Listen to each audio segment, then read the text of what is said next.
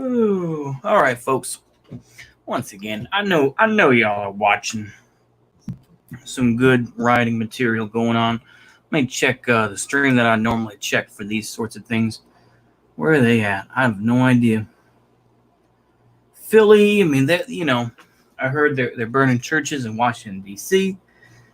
But I wanna paint another picture for y'all. I'm gonna read y'all this. And then I'm gonna tell you the more surprising thing about it.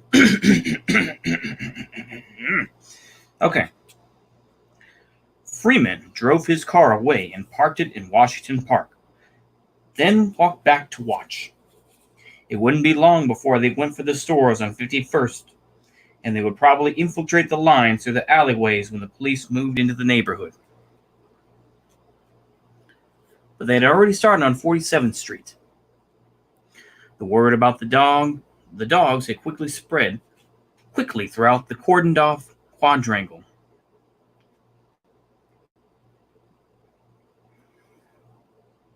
And they had burst into 47th Street before the cops there, relaxing because of the reports that things were quieting down, knew that the mood had changed. They went for the pawn shops first, smashing the windows and grabbing whatever they could from inside until cops approached, and then scrambled further down the street. They went to the blood-sucking stores as steel filings to a magnet. The pawn shops that contained their few prized possessions, pawned for a fix, a bottle, money to hit a number, to impress a girlfriend, for a wedding, medicine, an abortion. They hit the furniture stores that made more money and interest by reselling the same set of jerry-built furniture to people who could not keep up the payments than if they had sold the junk outright. They hit the supermarkets and liquor stores, and then any store that was owned by whites. They would break in the windows and scramble inside, break the lock on the rear door, and begin to haul stuff out through the back. When the cops arrived, they would leave and move on to the next place being looted. Freeman watched them on 51st, strolling down the raging street. Once a cop swung at him with a club, he dodged the first blow and flashed his badge and ID, but thought that he might have to defend himself. The white cops were lashing out at anything black in terror and hate. A small boy struggled down the street with a small Japanese portable television set.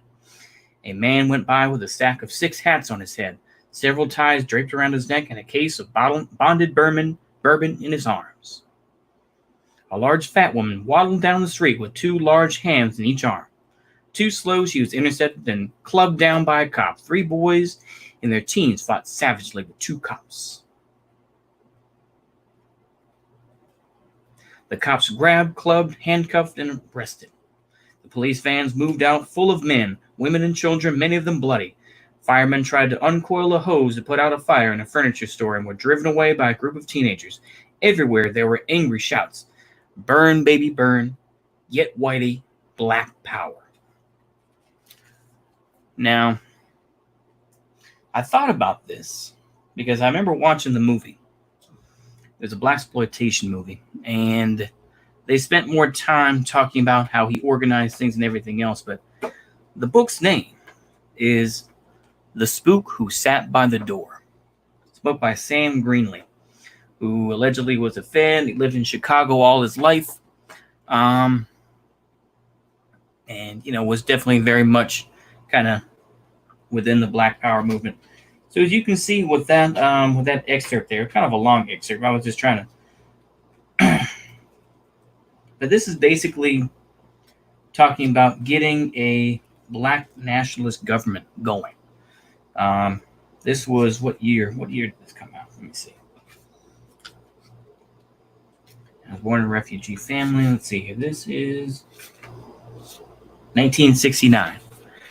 1969, so this is just after, and I've said this before already, the Watts riots. And so this is,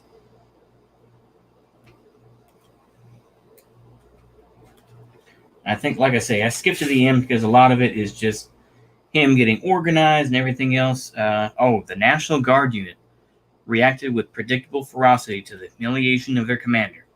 Never a well-disciplined unit, they now roam the streets with their weapons fully loaded, around the chamber and safeties off, eager for their first kill. The ghetto, with a survival instinct centuries old, faded into their homes, and guard turned their fury on the very streets where a black bomb roamed only a short time before. Trigger-happy, panicky, smelling the hatred and concept of the... I'm just going to skip that. Okay. But basically what they're doing is they're fighting enough so that they can get a new Africa. That's kind of the idea of it. Let me see here. Colonel Evans, let's see here if we can skip to the end here. X4, okay. Oakland Blue first, then Los Angeles. Okay, leapfrogging Harlem, South Philadelphia. Several heavy days of rain. Let me see here. Okay. Daddy, this is Turk. You get that stuff moved. His condition red. Then he sat down in the dark room to await the arrival of his lieutenants. Dawson's one dead black generation, and you might be another. But at least no one can be dying inch at a time. Okay. Condition red. All attack teams in the field nationwide. Hit them everywhere you can. Everywhere they're fat. Where they're at. Where they're fat, smug, and complacent. Use his strength and cockiness. Hit him. Disappear and hit him again. Hound, harass. Fuck with his mind. Keep getting up. And don't back down. Willie, I want you to take over the DC operation as soon as you can get there. Yeah. All right. Move out. Yeah. Yep. He slipped his drink and said, say it, baby. He said aloud, sing it like it's a God bless. Go on. Get your black-ass cobras. Go get your own. Freeman smiled, and the pain didn't matter anymore. In fact, for the first time in many years, he hardly heard it all. So, I just kind of skipped that. I've actually read bits of this book, but I saw the blaxploitation movie. You know what? I don't know if the chat will show up, but let me see here if I can do that right quick. What is it?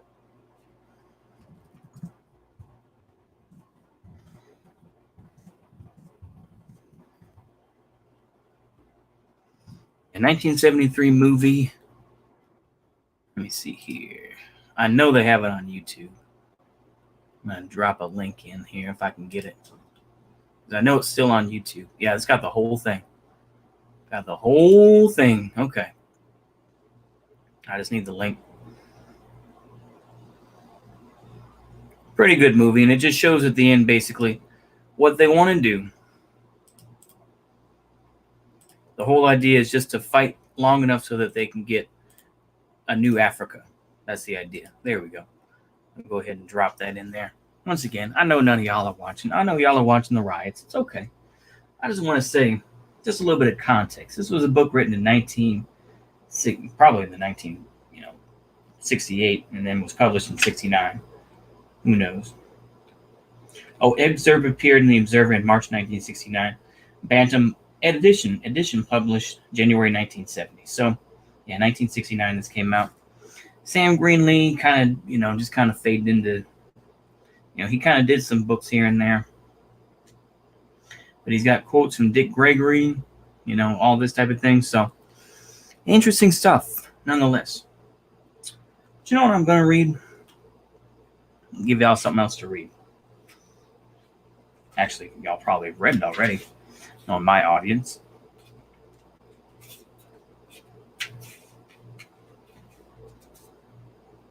You know what? I'm going to read this on my own, I think. But you know what I will do? I will just say what I think may happen in the future. My idea. Ultimately, I really don't think much will come of this necessarily. At least not yet. It will later on. But I think what will happen is a lot of these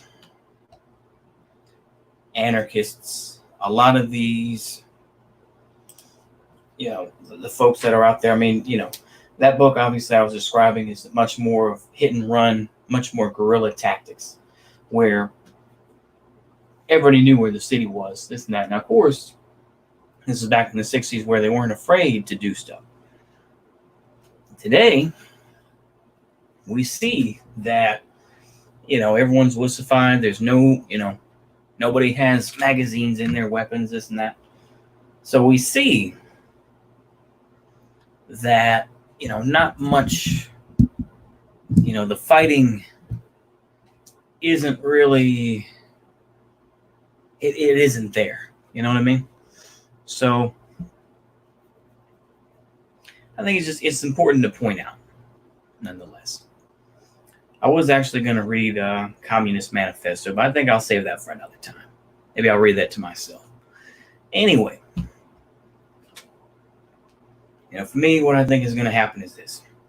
I don't know if y'all can hear me. Let me get the mic a little bit closer. There we go. Okay. I think what's going to happen is this.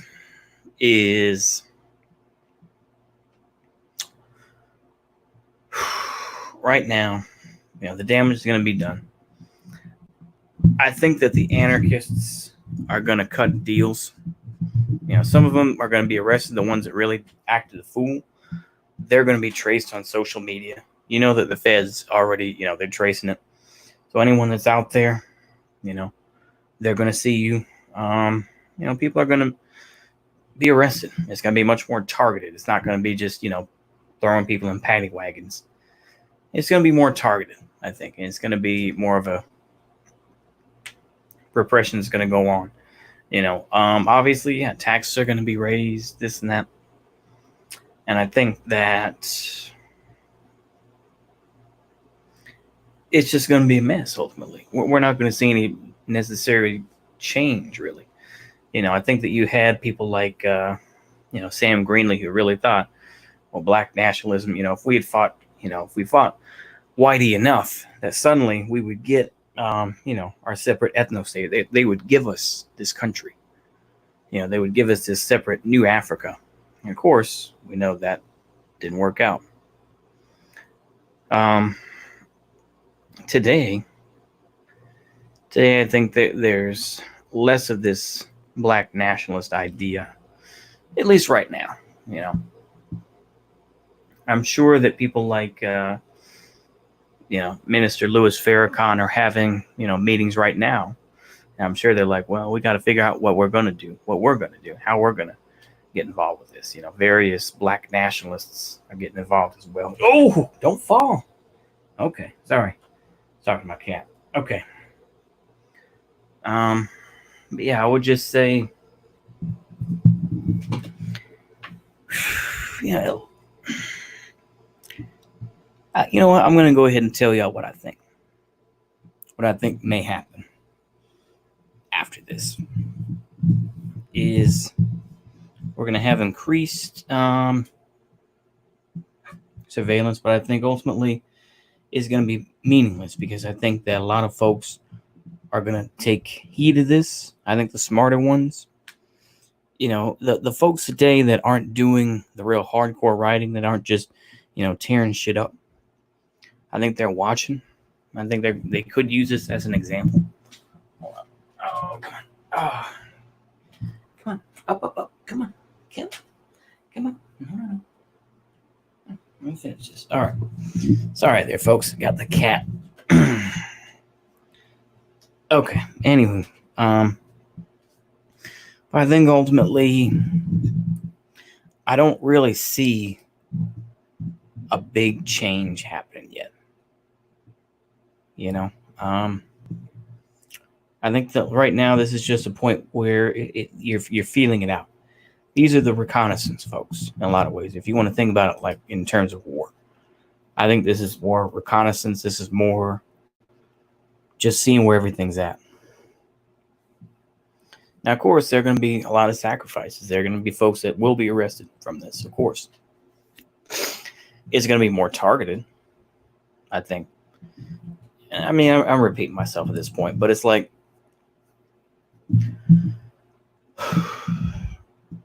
I would just say it doesn't matter if you're white or black or Asian. Just start being careful, man. And be cautious of where you are. Be cautious of who you're friends with. I would also say just be aware of how things are going. Excuse me. Sorry about that.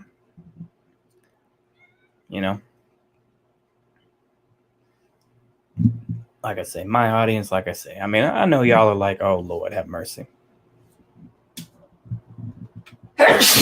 Okay. Sorry about that. Ooh. Allergies. Ooh. Okay. Anyways, this is kind of a long rant and rave, but basically I think that it's going to get wild, man. It's just going to depend on where it's going to get wild and where the hot spots are going to be. Obviously, right now, yeah, big cities. These big urbanized places where people can just go and just start walking in different places, You can't do that necessarily in smaller cities. You can't just walk from one place to the next. A little bit harder sometimes because things may be spread out. But like I say, like I've said from the beginning, is that you just gotta be careful of where your head's at. And just because you may get gassed up right now, things do change. And a call for retribution and whatnot right now is going to be changed by more, in other words, basically, if you really think that, all this rioting is going to do something or setting fires and whatnot, yeah, that's just the image of people being pissed off. Okay. But there are smarter people who are pushing these folks forward, and other folks who are going to be, who are lawyers, who are, folks who have worked within, the various political systems, of different states and cities, and they know how the game works. And, in other words, don't be just the chump who's just like, oh, yeah, well, there's going to be folks that are going to see a bigger picture, and they're going to see that people are going to do things pragmatically. And a lot of the times you may not be involved with that. Meaning some of these folks today, a minority of folks are going to be the ones that, yeah, they may be wearing bandanas today and maybe wearing masks today and wearing black bloc clothing, their hoodies and everything. Those folks today are going to be the ones tomorrow. They're going to be wearing a suit and are going to wax philosophical, even though they were just, over a loud horn, or they were, maybe in the back or something like that. And they're going to take credit for the things that you did. Realize that. They're going to take credit for the things that, you felt that you did without them.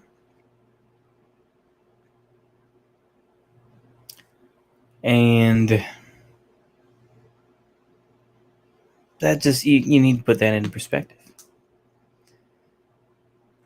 And so today, yeah, okay, everyone wants to be a hero and go out there and, in a lot of ways be a foot soldier and do all that stuff and, act a fool and everything else. But there are, eventually that stuff isn't going to be needed.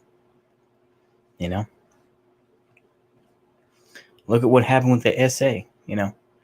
These guys were street brawlers. They did what they were told, but they were street brawlers, and they, attacked Jewish businesses and everything else.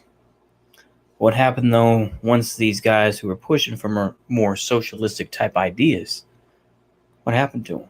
Well, a lot of them, died of long knives, Even though they had the, night of broken glass, that was followed by the night of the long knives, where it's like, hey, Your services are no longer needed.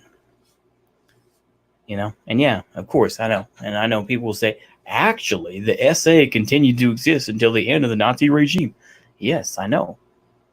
But did they have the same power that they did before? No, because the SS was much more polished. They had much more of a better sense of what they were. And eventually they got better resources. It was a more polished version of things. So right now, you have these folks who are, just acting a fool and everything else. A lot of it is unorganized or disorganized. Some anarchists are out there trying to push things and trying to fight the power. But for the most part, at least in my view, I'm taking this from what other people say, so take it with a grain of salt. A lot of it is random. Completely random.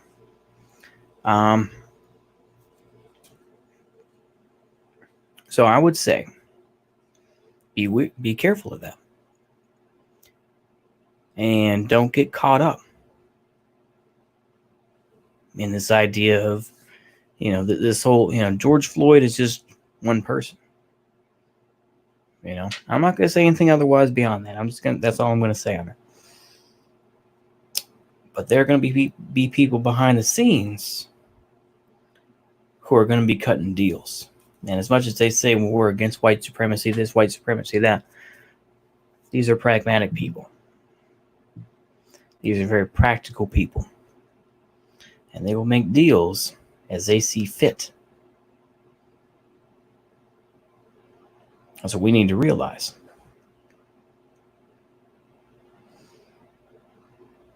Maybe I'm overthinking it.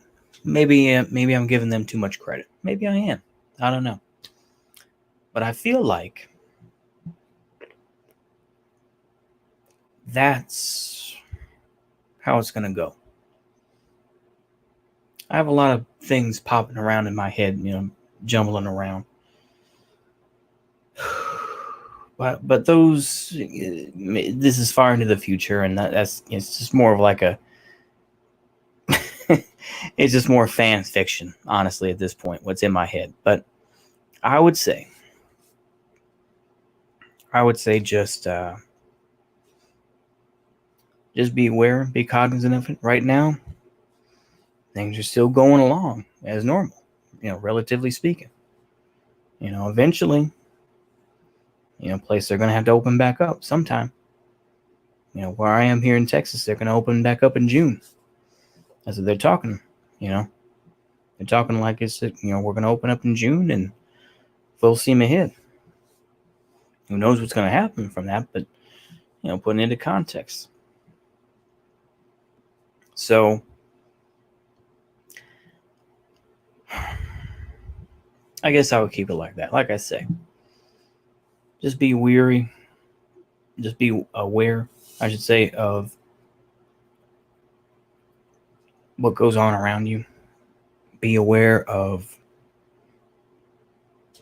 who your neighbors are. Be aware of what could potentially come, or not. A lot of places are going to be, they're going to be war zones, there's the obvious ones, like, of course, it's like, yeah, of course, Los Angeles is going to be a war zone for various reasons. And it's like Minneapolis, of course, no one really expected necessarily Minneapolis, because you're like, oh, I thought Minneapolis is like, oh yeah, St. Paul, Minneapolis, yeah, Mystery Science Theater 3000, because that's where a lot of their stuff was filmed. Now, of course, but you didn't really think about that. You heard about the Somali refugees moving in, this and that, but now it's a whole different thing. So,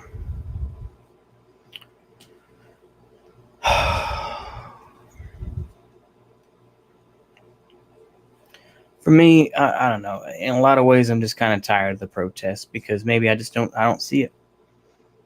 Honestly, it seems like a, another thing to keep me entertained. But that's the, I'm just going to say it, and I'll just be cringe and say it this way, but that's the privilege that I carry. I haven't left the house. Well, actually, I did leave the house today, but I only went up to one place. But other than that, I haven't left the house. So it's just one of these things, man, where it's just like, it's gonna get hairy, man. We don't, no one knows exactly what's gonna happen. But I would just say, just keep track. That's all I can do. I'll just repeat myself. I'm sorry, folks. I know I've repeated myself at least 4 or 5 times. I'm just too boomer. Remember this. Don't end up like a boomer like me where I'm just repeating stuff over and over. I will just say to y'all, stay close to your family. Be aware that things are, it's just, right now things may not change, but we're going to see where this goes. Like I say, Trump is in the bunker right now. He's like, this is like the movie Downfall, right now. So that's really all I can say at this point. I think I will finish up on the 30-minute mark here. Well, it's 26 minutes here, but I will try to finish it up with, I think I'll be reading through classic work by the famous Michael Parenti. And we're going to be reading through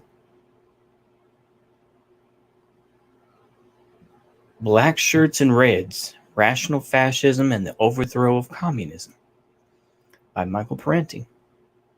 So I think we'll read through that. That's going to be the next series. Just kind of the same format, basically.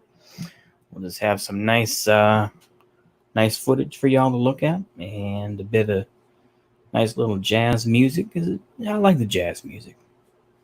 I'll just have that play over it, and I think that'll be good. I really do. So that'll be the next series. I think I'll start tomorrow. And I think that's about it, really. I just keep on repeating myself, but I guess, I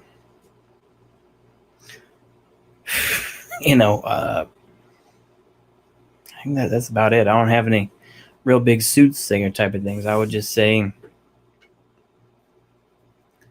don't expect anyone to try to save you. But I would be cautious of the community that I'm in. If you maybe live out in the sticks or something like that, just, if you don't already know your neighbors, just do what you can, whatever little subtlety you can. I mean, maybe, it's not completely too late. I would just say try to get to know what's going on. That's all I can really tell y'all, man. I know it's going to be, just wild. That's all I can really say, I guess. I don't know. I'm watching these streams and seeing. I'm not going to, show anybody, but yeah, it's just wild, man. Absolutely wild. Anyway, I think I'll keep it there. And see you later. Bye-bye.